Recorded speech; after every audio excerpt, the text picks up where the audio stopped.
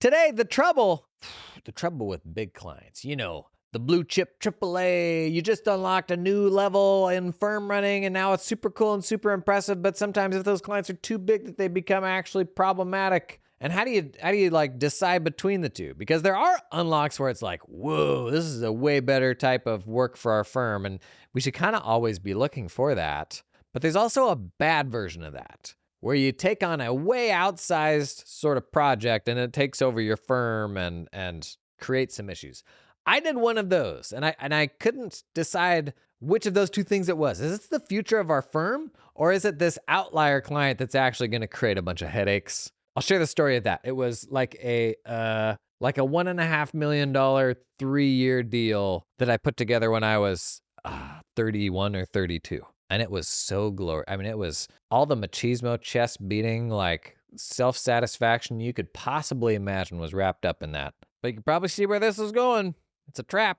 It's a trap. Also, because it's Q&A Friday. Last Friday before the holiday. Wow, much cheer. Someone asked me to go deeper on my thoughts on timekeeping, time tracking. Well, that went downhill quickly, didn't it? We're all excited for the holiday, and then I brought up time tracking. Non-compete agreements, and whether you should care if you have one. And advice on how to name your accounting firm. Gang, it's going to be a good one. It's going to be a spicy one. Come on in.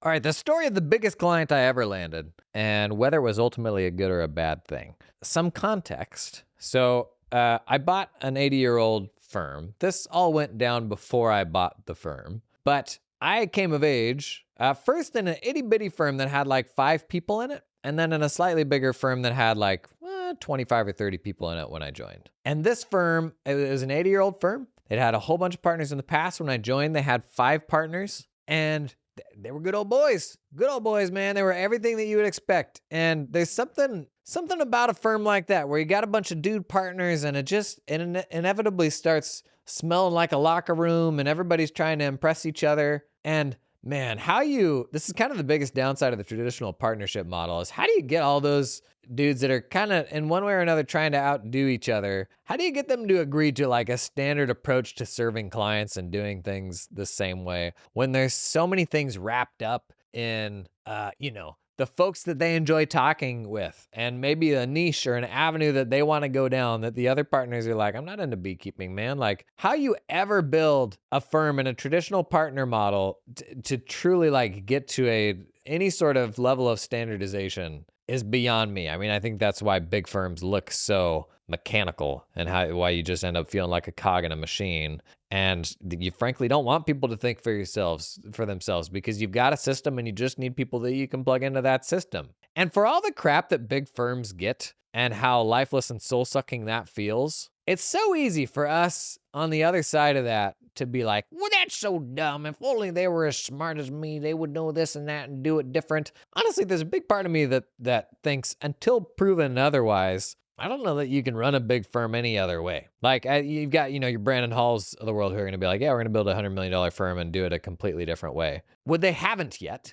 And I would argue, nobody really has at a crazy scale, at this humongous scale, run a non-partnership model firm the way that we all kind of hold out and be like, well, this is just a better way of doing it. It's a better way of doing small firms for sure. And that's been proven out 100 times over. But running a big old meat grinder, humongous firm, I don't know. I mean, that's like the fact that you can't get everybody aligned, like I think kind of means that system kind of becomes mandatory. And that level of rigidity is seemingly required. But this firm that I came into, 5 very traditional dudes, all kind of on their own paths, almost more like a resource sharing thing going on in the background where everybody's kind of got their favorite staff people that they work with, and the ways that they serve their clients ultimately are pretty different from person to person and kind of lean into their own strengths and preferences. And so, I mean, if you came up in a firm like this, you know exactly the path to victory, the path to success is the one that is defined in that environment. It's amazing the tunnel vision that we have in any role that we're in. You go into an organization and your job is kind of just to figure out like, okay, what's the most successful I can be in this environment? And that is sort of like the level of career ambition that I have. Like that little bubble, that microcosm of the business universe is the only thing you really have a window into. And so the game is defined by everybody else around you and the machine that you have been plugged into. And in that machine, the only way to win is to become a partner. That's it. That's the ceiling. That's as good as it gets. And it's worth, I mean, if you're still in this situation, it's worth considering sooner than later. Does that partner look happy? Is that a thing that I want? Because if your job sucks on the path to being a partner, it's still going to suck when you're a partner. It's just going to be harder to leave. But you don't know that when you're in your 20s and you're just putting in your years. And so at this stage, you know, you kind of glorify what the people above you glorify. And in my case, that was growth. That was winning impressive businesses, impressive clients. And let's be real, when you're in your 20s, like trying to have conversations with successful business owners is practically impossible because there just aren't, like there are not 20 and 30-year-old business owners out there that are making money hands over fist that are looking for an accounting firm. Like, unfortunately, most of the people, they're going to be coming in their 50s. And the reality of you as a snot-nosed 28-year-old sitting down in a meeting with a 50-year-old and being like, well, these are all the really smart things that I have to say. And even if you do have really smart things to say, the likelihood that that person on the other side of that's not going to be sitting there just going, okay, you look like my daughter's boyfriend. And you might even be even younger than them. But yeah, let me just sit back and take advice from you. That's just hard. And maybe it shouldn't be, but generationally, that's just a hard thing to do. And so the back door in, oftentimes, is to kind of piggyback a relationship that one of the olds has and find a way to kind of maximize that, right? Like, how do you weasel your way in the door, kind of become a trusted person over time? And then you're like, well, now they'll see past my youth. And this was kind of sort of my way in the beginning, is our managing partner had a good number of connections in the dental space. And so we kind of had a bit of a dental niche going.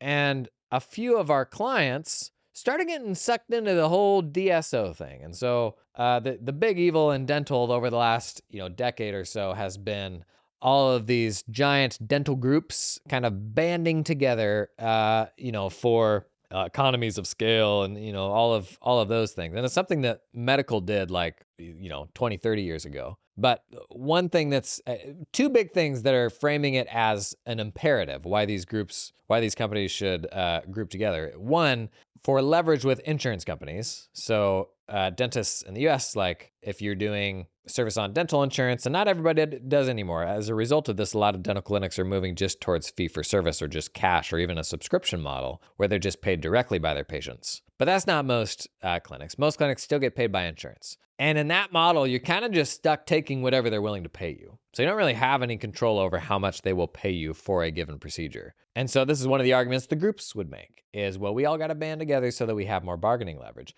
The other one, the good old EBITDA multiple. And this whole EBITDA multiple thing exists in practically every industry in my experience. Even in accounting firm parlance, there is so much infatuation with these sort of ghost thresholds beyond which you get this big old multiple and it jumps up and it's 6 tuples once you get past this certain threshold. Does that sound realistic to you? I can tell you what happens behind the scenes, and I've seen this both in the dental space, I've seen it also in the accounting space, is oftentimes those numbers are floated as like, well, this is what PE is willing to do.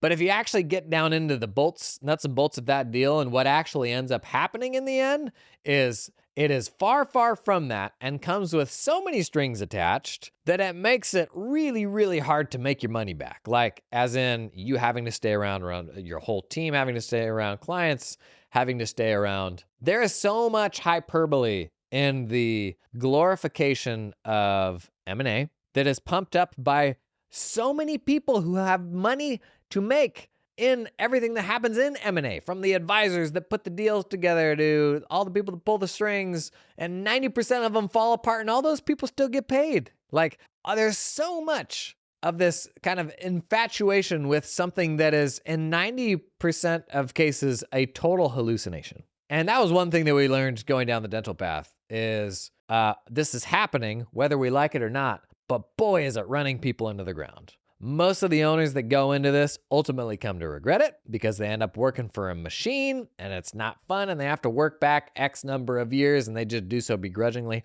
All of their teams leave because they hate working for this new mothership. And so now you have the doc that's stuck just to get their payout for X number of years and now has to work with some random team that is way like inferior to the team that they had before that then the mothership comes in and hires. And so you're stuck in this awful situation. Like level of care goes way down. You're doing the bare minimum. Everybody loses. Like it just sucks for everyone. This episode is sponsored in part by LiveFlow. It's the time of the year where we make resolutions for what we want to do better in 2025. And one of those resolutions might just be upgrading those client touch points, improving the client experience, because at the end of the day, everything kind of boils down to that and how premium your clients perceive your service to be. And one of the most automated ways to create really valuable touch points that are like actually connected back to the accounting ledger, but it's LiveFlow, guys, gang, gals, squad. LiveFlow, originally, their secret sauce was they were a connector for your spreadsheets. They would connect QBO and Xero files to your Google Sheets or your Excel, and they still do that very well. But they now also have like an online dashboard where through all those same connections, you can create like super quick and easy, not overwhelming if you don't want them to be dashboards that actually feed in live data from the accounting ledger, either on a continuous basis or just a snapshot. So I could like send a roundup to my client over text every single morning. Like it opens up all sorts of possibilities. But the tool itself isn't a bunch of work. That's what I never liked about reporting systems, is you log into that thing and it's just a lot. Customizability is a big thing here. LiveFlow always has really nice templates you can swipe, but you can also build it into whatever you want it to be, because ultimately how clients value our service, it really boils down to those touch points, what we put in front of them and what they get out of it. To learn more about LiveFlow, check out the link down in the show notes. This episode is sponsored in part by Teamup, who helps you hire talented Filipino accountants directly.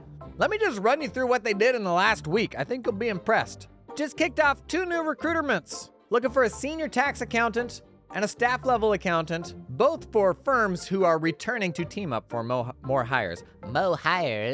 Active projects they've got in the works. Man, I got access to the mainframe here. Not really, they send me a weekly report now. They've got 23 active projects going. Just over 50% of those are with new firms. The rest are with firms who are coming back for more hires. And they've got 5 new hires that are kind of in the early stages, pre-recruiting. The positions, executive assistant, senior tax accountant, senior tax accountant, and accountant, 4 of those 5 are firms who are coming back to Teamup to do another hire. And you know what that means? It means they didn't regret it the first time. You know what I mean? I don't know why I said it like that.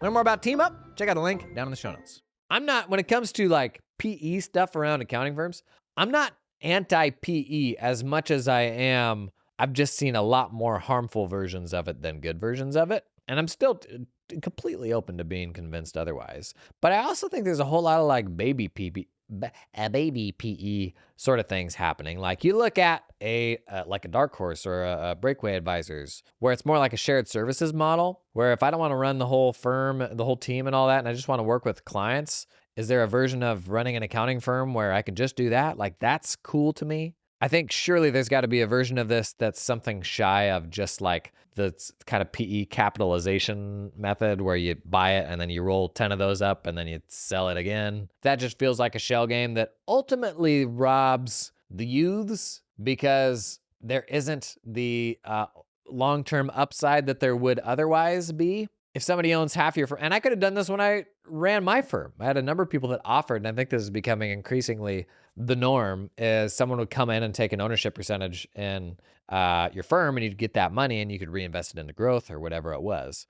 But if I was running that firm, and somebody came in and bought half of it who was not an operator, well, there goes half of the upside of people working for me to potentially take ownership in the firm. And so for that to make sense, I would have to be able to reinvest that in a way that like grew the pie for everyone. But is that something that makes sense for a service business in the same way that it does a software company? Like when a software company raises a pile of money, presumably at that point they've reached product market fit. And something like 75% of money that these companies raise goes straight back into like Facebook and Google ads. to just kind of pour gasoline on the fire. The notion that you have something that people will pay more for relative to the cost to acquire that person. So if it costs me $1 to acquire a user that'll pay me $5, then that's when I take investment and I just pour gasoline on that fire and I run that out as far as I can to generate more $4. That makes sense for a product company. But can the same be said of a service business where for sure accounting firms are not run in hyper profitable ways? And there's a lot of really smart people at these PE groups that can come in and kind of systematize these things, almost certainly make improvements.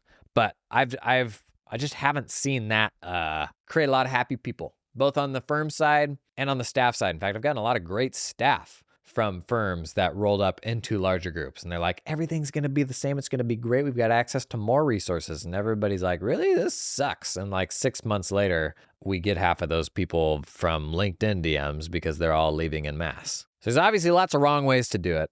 I just haven't seen a whole lot of right ways to do it. But this is happening in the dental space in a big way. And we got in with kind of a consulting group that was putting together these roll-ups. And the first one that we went into, we were like, this actually makes a ton of sense for us because we're doing like back office managed accounting for dental clinics.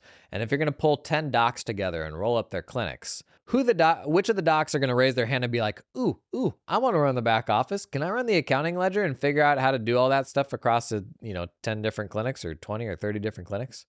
Nobody wanted to do that. And at the time that everyone's coming into a group for the first time, you're already having to change a bunch of hard things from bank accounts and kind of insurance provider like billing and all this stuff. You're already having to do this really annoying admin. The notion of then moving HR and back office and all that stuff to a centralized place, like anybody could get behind that. They all understood why that would make sense. And so we came in, and I don't remember what it was. We came in and we're charging something like 3% of collections or something like that. And we were able to offer this actually like really compelling solution to do this stuff in a way that was so far beyond what any dentist could put together. I mean, imagine a dentist trying to put together a centralized back office for a big old group of a whole bunch of dental clinics. Never in a million years. I mean, they're normally having like practice managers try to do their bookkeeping, right? So it made a ton of sense for us. We're like, wow, this kind of is like the perfect application of what we do. And so we go through the process of first being like, oh, we're going to advise and help this client of ours go through this thing, to eventually me kind of bringing our firm around to like, hey, gang, like we're building this kind of managed accounting thing, but this is sort of the perfect thing for it. Like we could take all of this stuff over. And initially the reaction was like, cool your jets, bub. Like the firm has never done anything this big or this ambitious before. And then ultimately I was able to kind of convince people of like, no, this actually fits in really well to what we're going to do. We're probably going to have to do some hiring and like scale up to accommodate this. But eventually was able to kind of bring everybody around, win the owners over and prove out like, here's our model for, we think the right way to run this back office and how we can make it cost effective for you because we know the best practices. And the big upside is you're not going to have to manage it. It's kind of going to be out of your hands and you can focus more on being chairside and doing actual dentist stuff rather than running the back office. And this whole thing took maybe like 14 months to actually get to kickoff. And a lot of lessons in there of like, holy mama, did we give away a lot of time up front figuring all that out and how to do implementation. And I will say if there was something really helpful that came out of it, it is that, sticker shock to us was an entirely different thing compared to everybody else that was involved in this deal. Like there's an entire universe out there that we are just blind to of absurd amounts of money, absurd rates for professional solutions, of a really disappointingly low bar for things that are perceived as really premium solutions. So you had all these kind of hangers on, appraisers, and all these different people that got involved in the process of this roll up. And every single day there seemed to be a new kind of advising group coming out of the woodworks, and we're like, holy smokes, we thought this was kind of done. Like now we got to pull them in, and we're going to pull in like this preferred lender, and all these different ways that people were making money on this roll up that ultimately, I think, and the owners would agree who went into it, like ultimately came out of their pockets. And we could kind of play the good guy here, being like, we were here from the beginning. Like, no, that is kind of weird. But like, we got your back. And so this gets going, and we're doing monthly financials for like a big group of a whole bunch of like tens of clinics. And the rest of this department that we're running at the time is basically just working for like one-off docs or people with 3 or 4 clinics or less, 5 clinics or less. And so you got this one project now where the fees are tremendous. It's almost 10% of the fees of the firm in an 1,800 client firm. But just doing those numbers, you can see like, ooh, like something's got to give there. Like that's an interesting move to make. I mean, a lot of the motivations for how this got pushed through ultimately were personal ones. They were, where were people at in their journey that led to like this actually happening? For me, it was at a time where I was hungrier than I had ever been. I was rearing children for the first time, and there's something, from an evolutionary standpoint that makes you want to go to work more. Not just because there's a screaming baby at home, but because you're like, well, this child's gonna need the top private school education. I don't know. It's like you're making money at that point. Like, why do you go kill yourself? Why do you do anything you can to be away from this child now? All stemming from the notion of like, oh, now I must provide for this child that like eats nothing and is generally pretty cheap to raise, except for diapers, goodness sakes. But it came at this time where I was like, no, this is my chance. I'm gonna, kind of show my machismo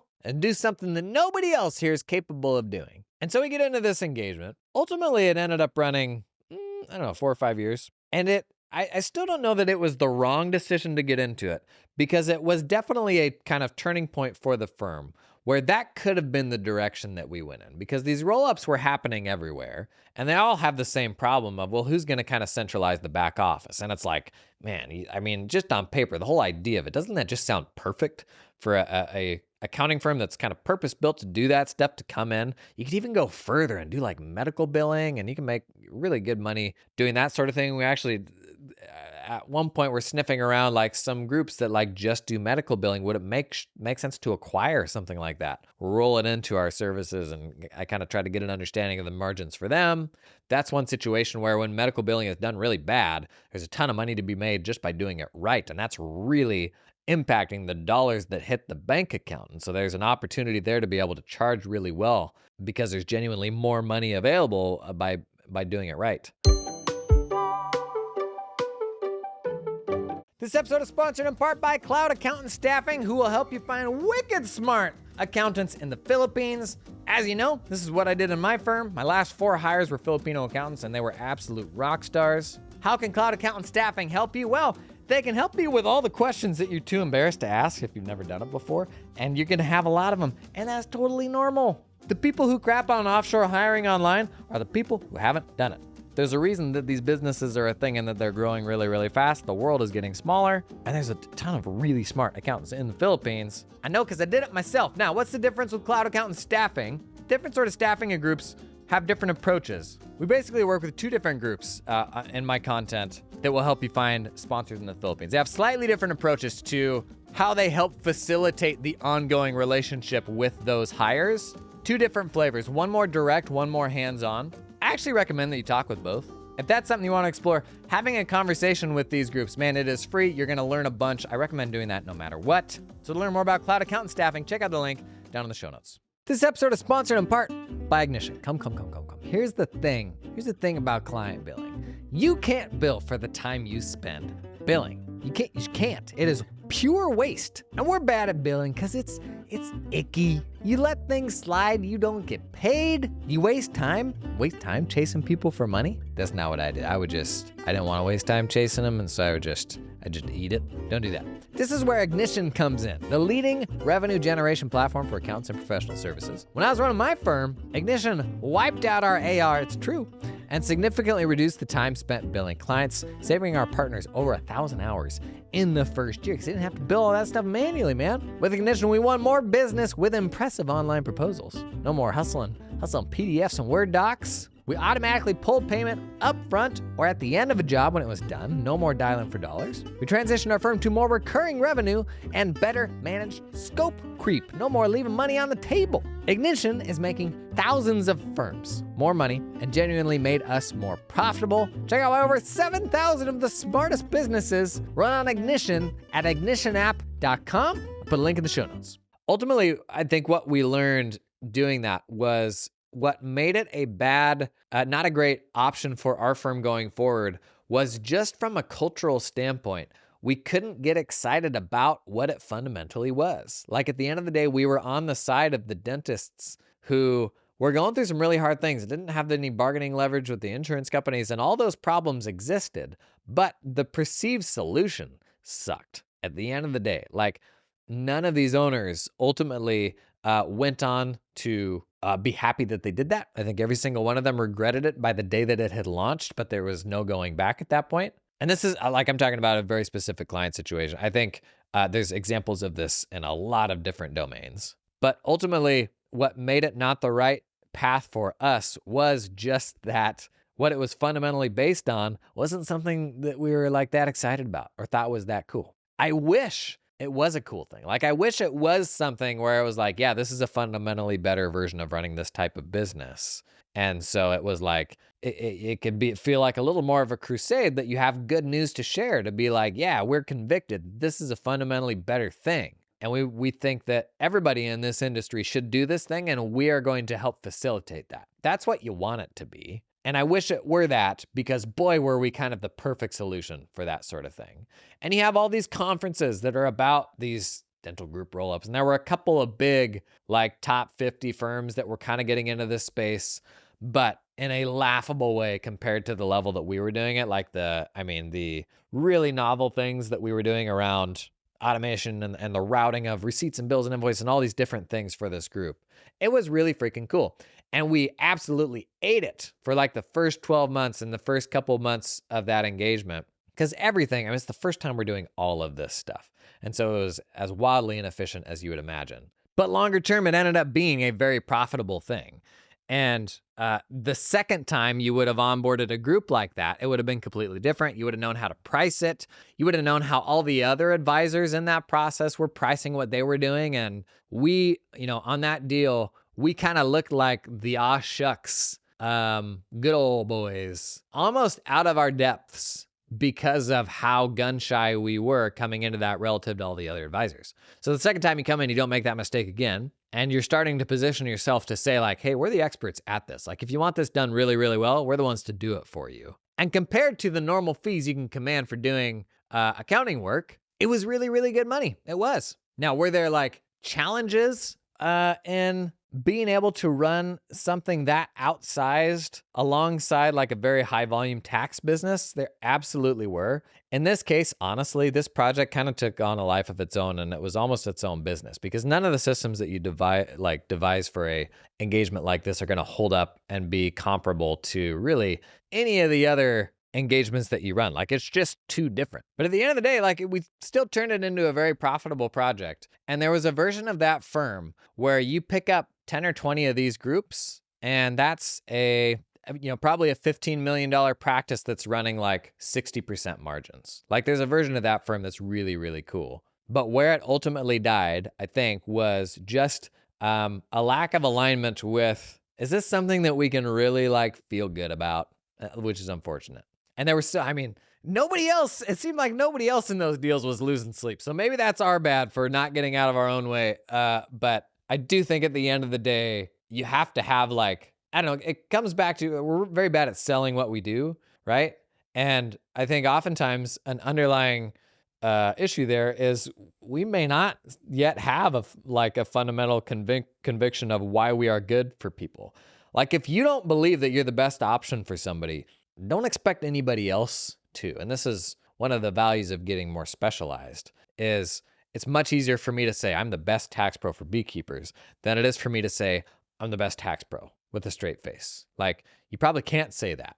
And even if you did say that, people probably wouldn't believe you, because they're like, really, there's a whole lot of people out there. But if you can say confidently, I'm the very best at this for beekeepers, then it totally changes your mindset around sales to be something more along the lines of like, well, I almost have an obligation to put this in front of people because I can truly help them. And I don't think that you can run an accounting firm and sleep at night, like, unless you have some level of that. Yeah, if you're doing something that doesn't align with that, I just can't imagine how you can go through your days just like running a firm that's making money in a way that is, I don't know, hurting people or creating more problems than it's solving. That was kind of what it felt like with this path that we went down. But it certainly opened my eyes to, there are little opportunities like this, like little bubbles here and there, where you could build, like be very good for a very specific application and something that's happening. And that just become a really cool little like $10 to $20 million thing that you run with,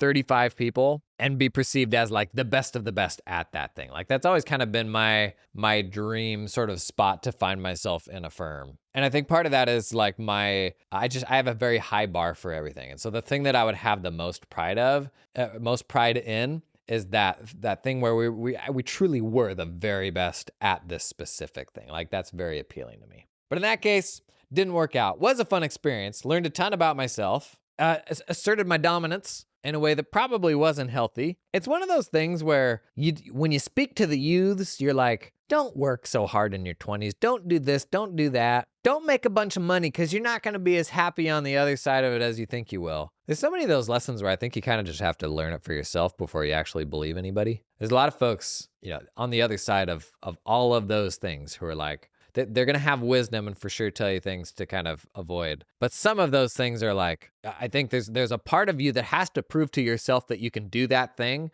before you're willing to acknowledge you're right. That's not important. Like I can tell you that's how I'm wired, at least. Maybe I'm too much of an achiever. But if you tell me that thing isn't worthwhile, it's really hard for me to not chase that thing down just so that I can see for myself, right? Let's save that one for therapy. Did you forget this is a Q&A Friday? I sure did. 3 questions I got from folks. They're all pretty juicy. I've kind of alluded to my take on time tracking in a couple places recently. Question from Painter CM. Hey, Jason, could you elaborate more on why you feel time tracking isn't an issue? I feel a lot of firm owners are against it because they had such bad experiences with it in the past when they were employed. I've personally come around to it this week because I felt like my only employee was taking way longer than normal on projects.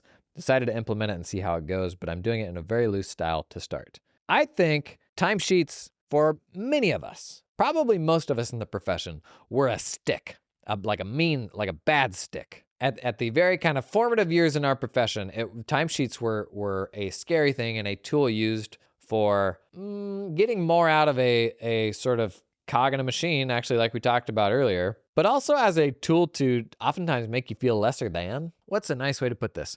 Many of us who went out to run our own firms, many of us could have been the partner types at the bigger firms, but many of us couldn't. Many of us actually didn't crack it or weren't willing to do what it took to crack it and be those partners. Those partners, those folks that won that game, many of them don't listen to do this podcast.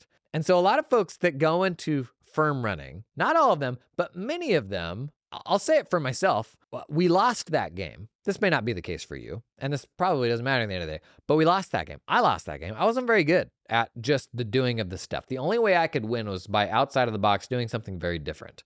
I could not win just by doing the work.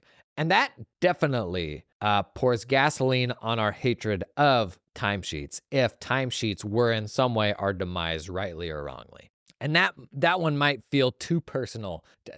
That one feels so personal that it might be hard to agree with. But I can tell you for just about everybody, timesheets were the scariest part of their job. But my take on timesheets is every version of explaining why we don't need timesheets pulls in all of these other proxies. And so, the legacy firm runner who's like, what do you mean you don't run an accounting firm on timesheets? What is there? Well, the counter argument is you pull in kind of all these other things that serve as kind of a more collective proxy of the better things to measure. But I, at the end of the day, will not get around to time in some form or another not still being a very valuable one of those proxies. Should it be the only proxy? It shouldn't, because there's a lot of problems with that game. And so, we've been talking a bit of production pay. No matter how you pay your folks, it's always a game. If the game is to work from 9 to 5, great. You're going to have people that do the bare minimum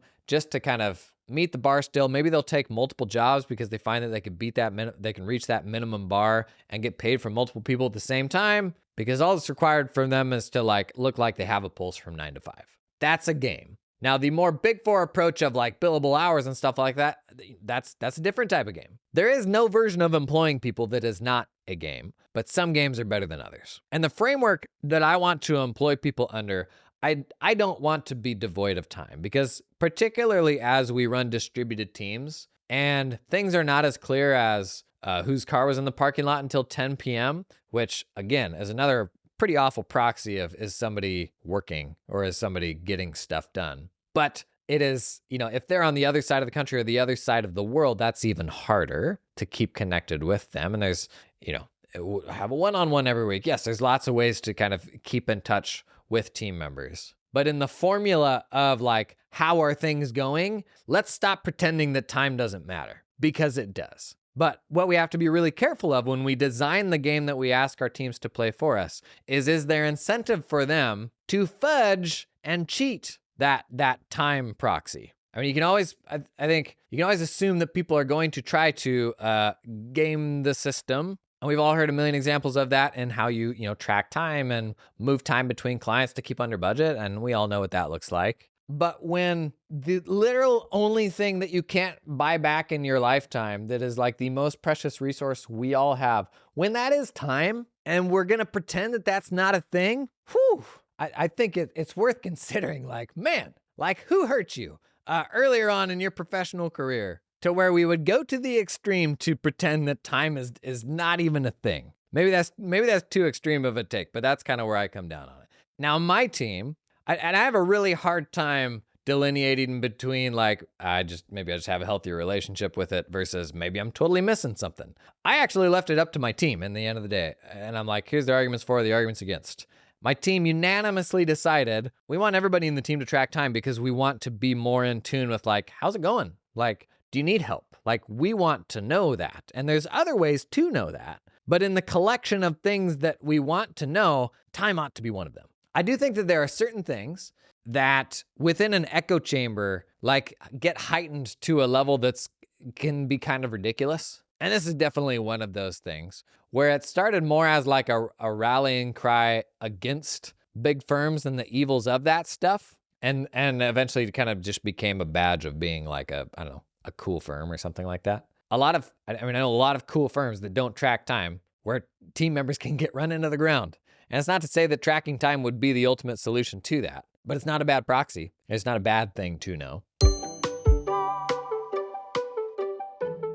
This episode is sponsored in part by Carbon, the practice management system. Funny story about Carbon. So we did our 2025 practice management system recommendations. There's like 40 some practice management systems out there, and we pared it down to a list of, was it 7? Some much shorter list where I'm like, these are the only practice management systems that I recommend. And doing that was a big undertaking because we looked at basically 6 different sizes of firms. And for each of those different sizes, firms have different service mixes. So if you did tax only, if you did bookkeeping only, if you did tax and bookkeeping combined. And for all those different scenarios, we gave a top recommendation and 2 secondary recommendations for the practice management systems that are best suited for those types of firms. Now, only 2 platforms got 5 top recommendations. One of them was Keeper, which honestly is not even a practice management system. It's like month-end close automation. The second was Carbon. Carbon's really good, man. It's one of the only tools out there that raises to the level of, if you are considering tech change in your firm, honestly, practice management system or otherwise, you have to see what Carbon does and understand what it does. Because if you go down the list of really, really smart, like thought leader accounting firms right now, Chad Davis, great example, comes on the pod a lot, too much. A lot of really smart firms are running on Carbon. And sometimes, honestly, like that's what I need. That's all I need to see. Do I really need to like out big brain these other firms that I look up to? Or do I just say, okay, they've done a whole bunch of due diligence. I still gotta do a bit. Understand what works for me, but there's something to that. Learn more about Carbon. Check out the link down in the show notes. This episode is sponsored in part by Makers Hub. If you're thinking about getting into some new, more profitable services in 2025, one that I cannot recommend enough is advising your clients on their kind of short-term cash flow outlook. Oftentimes it's a prerequisite to be able to do more long-term planning, which we want to jump into, and then we realize, oh, they're not gonna make payroll on Tuesday, so that's kind of what they're focused on. That was the story of like my evolution. We tried to do long-term planning, that didn't work. Then we started doing short-term planning. And then we're like, I kind of got to have a better understanding of your AP setup. So then we started doing bill pay. And that kind of created the loop and opened up a huge advisory opportunity. And AP right now, funny enough, is being like completely reinvented by AI. It truly is, because we can actually do much, much more automated extraction than we've ever been able to do before. Makers Hub, they're pushing it farther than anybody else that I've seen today. We did a demo day on them a while back about how AI is kind of revamping AP. I think it's now the most watched accounts payable related video on YouTube anywhere because it's like really compelling. It's really impressive. If it's something you're looking at for 2025, take a look at Makers Hub. They recently rolled out a bunch of stuff around purchase orders too. Really impressive tech. Link down in the show notes. In my firm, people ultimately like the expectation was here are the projects that need to get done, not here are the hours that you need to work. But where time became really useful is this was kind of like the first alert system to be able to say like, hey, they need more help with this or that. Or this project that's very similar to this other project, like why are we coming in? Why is it requiring so many more inputs than this other project? That's something that we want to understand. And it's something that gets more important the bigger your firm gets, because you kind of start zooming out, and oftentimes the same level of attention and care doesn't go into those projects that they do when you only have, 30 of those projects. There are probably people who are capable of running firms without tracking time due to a more intense awareness of various other factors.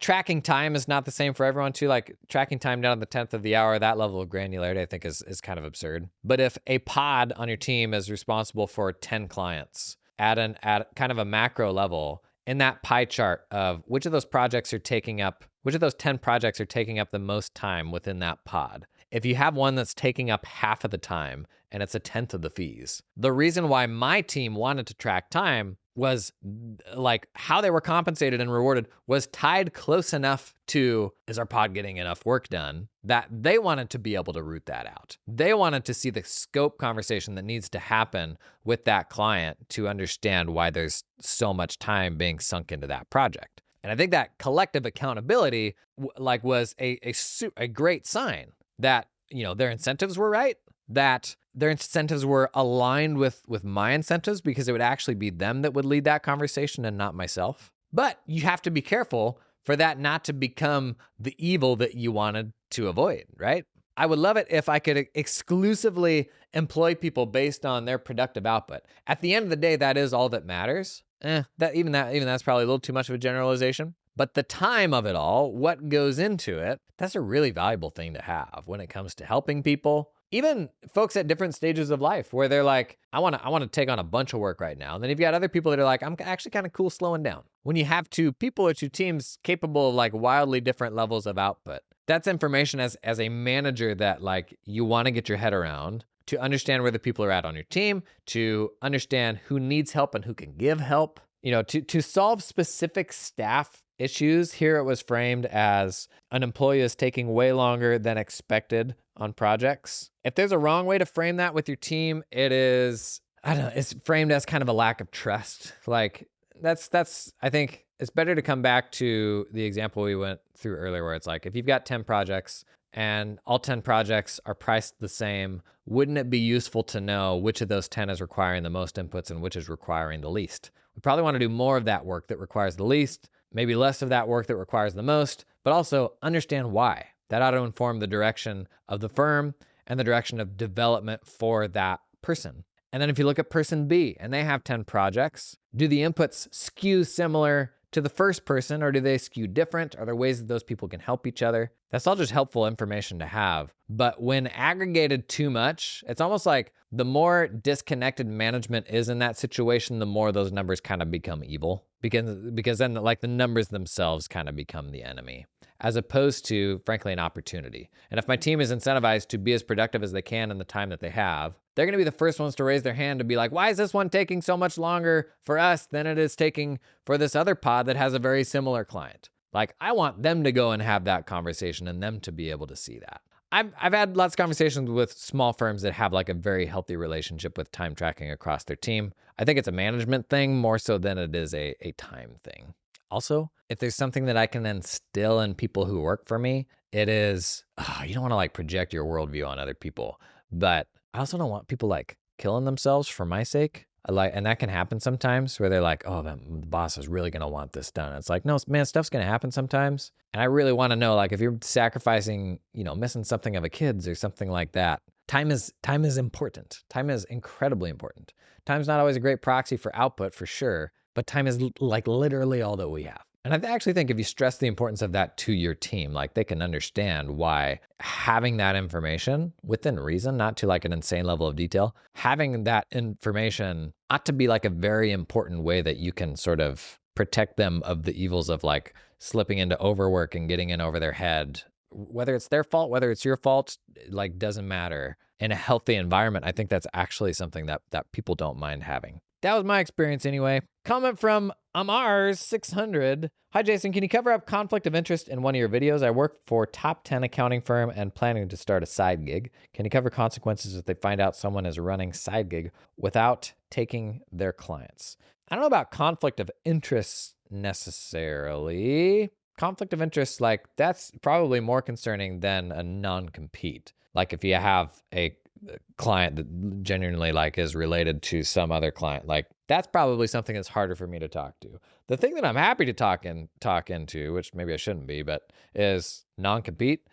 Just the fact there's so many people out there whose lives are on hold due to non-competes that are completely undefensible. There are non-competes where it's like, okay, you sold a firm and there's some part of that deal where you can't then go poach the staff or work in the same market or something like that. That all totally makes sense. But if you are working for some gymongous accounting firm where you have signed some generic non-compete that's keeping you from picking up a juicy side project when you know that you want to be walking down a path towards running your own firm, or you left that firm and there was a 12-month non-compete or something like that. Like, I mean, I can't give you legal advice, obviously, but we think that people care so much more than they do. I mean, that's like 12 months of your life. How many 12 months of your life are you going to have? What is that worth to burn for some company that just absolutely doesn't give a shit about you? To put your life on hold for something like that, where the level of thought that went into you signing that document was some HR person literally just had to tick a box. I really don't like the idea of someone having that much control over my life. Maybe it means you shouldn't have signed it to begin with, but you're in the situation that you're in. You sign agreements and ultimately will many times in your life decide to break an agreement, knowing the potential risks of doing so. Like when it comes to business, there's oftentimes going to be a cost to breaking agreements, but most of those agreements are not like the spit in the hand, like good old boy, like being a person of your word sort of thing. Like, please don't mistake signing something with a big four firm who just couldn't give a crap about you as that. It's not. They're self-interested. It's okay for you to be self-interested. It's probably worth talking with somebody about this to be like, is this actually risky? Too often this actually can be, I think, an excuse to doing something harder or scarier. But ultimately, if it is taking you down a path towards something that's better for you, like I can tell you, like that sort of thing absolutely would not stop me. It wouldn't. That's something everybody's kind of got to decide for yourself. But just keep in mind, bear perspective of like this administrative procedure. Oftentimes we put this inordinate amount of weight into. Oftentimes the document itself, like there's just like they genuinely could not actually do that. But we also have this spotlight effect that tells us, oh boy, I'm sure once I leave, they're really keeping an eye on me, or even when I'm still there, I'm sure they're really keeping a close eye on all this. It's like 99% of the time, like nobody gives a hoot. And if I really think we fixate on that stuff too much, like that's just kind of a bummer way to go through life. That I'm very against anything that like jeopardizes my sense of agency and the notion that I have ultimately control over what I'm doing and the future for myself. I really don't like stuff like that. And this is one of those things that is very blown out of proportion. Non-competes, the defensibility of them. And even if they are defensible, what's the cost to breach that relative to the upside of control, doing what you want to do, actually having your own hands on the steering wheel rather than letting some big freaking company like dictate how you're going to spend your days, like, man, that's I can't do that.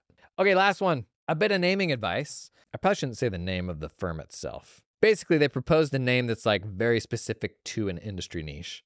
Question said, I do quite a bit of tax advisory work in the real estate development and management, and that name maybe works for that, but I'm concerned it will either confuse or turn off prospects in other areas. I may just use my own name, like their name, but they don't like how it sounds phonetically.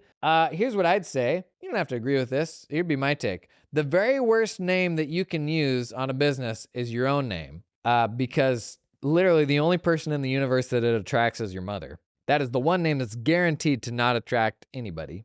I can see the argument for how a niche-specific name will actually push other people away. But if you're going to go with a niche name, then like at that point, hopefully you're running a niche firm where it's actually helpful to you that it pushes other people away. Like we've talked about this before, the notion of attracting 1,000 leads a week to your accounting firm website, like that's not something to beat your chest over. It just means that you're actually not targeting anybody in particular. And that is going to be one heck of a firm to run when you're serving like anybody and everybody. If you're not quite willing to commit to a name that is niche specific, commit to landing pages that are niche specific. So do something more generic. I still wouldn't do your own name, but stand up landing pages that's like / this niche, and speak to all the ways that you're awesome for people in that niche. Now, this could even redirect from another URL that is like, nichetaxpro.com or nicheaccountingpro.com or whatever. Maybe it redirects then to that / landing page that you made. I also know a growing number of accounting firms that have firms set up under various different names that are all serviced by a single operating company. And you got to pay a little bit of attention to the rules, at least in the US, in any given state around like restrictions of holding yourself out as an accounting firm if you don't have CPAs. That's a restriction in just a few states. But even in those states, people are working around that by, the client just signing a contract saying that like, well, you've engaged this company, but like all of the work is done by this other company. It's no different than if you were going to subcontract work to a third party. You're just subcontracting work to yourself. All sorts of ways around this, but all that is to say, I've seen a growing number of firms have multiple different named firms that are specific to niches that are ultimately operated behind the scenes, like from a single group. I think at the best name, just like the best social media post, just like the best book title, is the one that stops somebody in their tracks and says, oh, there's somebody that does this for people like me. Awesome, because you immediately become the best choice for them. Whether that's right or wrong, whether you're actually the best of that stuff for them or not, that is worth leaning into. Because the more specific the people you serve, the easier it is to systematize that work. And if it's the type of person that has really valuable pains that you can solve for them. We talked about an example of that at the beginning of the episode, how we stumbled into this very valuable pain for dentists who are rolling up groups of clinics. That was a very unique, very rare, very valuable pain that we found just by stumbling into it. And we're like, oh, we're kind of perfect for this. And then when we do 10 more of those things, we have this expertise where we can hold ourselves out as being like the DSO accountants or, something very specific like that. And there's so much value in that. Like that is how you run a super profitable firm. But if you're not far enough down that niche journey to have the confidence of committing to a name like that, a step back from that is a landing page with a more generic name, like probably still not your name. Because if you ever sold the firm, like then you got to rip that Band-Aid off and change it. But at the very least, like stand-up landing pages that are very specific to that type of client. Gang, thanks for coming and hanging. I think we'll do a couple episodes next week on the holiday week. You got any questions? Keep them coming. Q&A Fridays are always the best day of the week. I know a lot of you look forward to that podcast episode because we cover a lot of different stuff, but stuff that's like real problems that you're working through. I don't do any consulting with accounting firms at all. The only version of consulting that I do is answering questions like this in a way that everybody can benefit from. Something I actually recommend doing in your firm. Like obviously you got to get permission and get questions from clients in the context where you're like, hey, I'm going to use this for my office hours or content or something like that. But if you're going to put the time into like putting a thoughtful answer out there, why only send it to one person?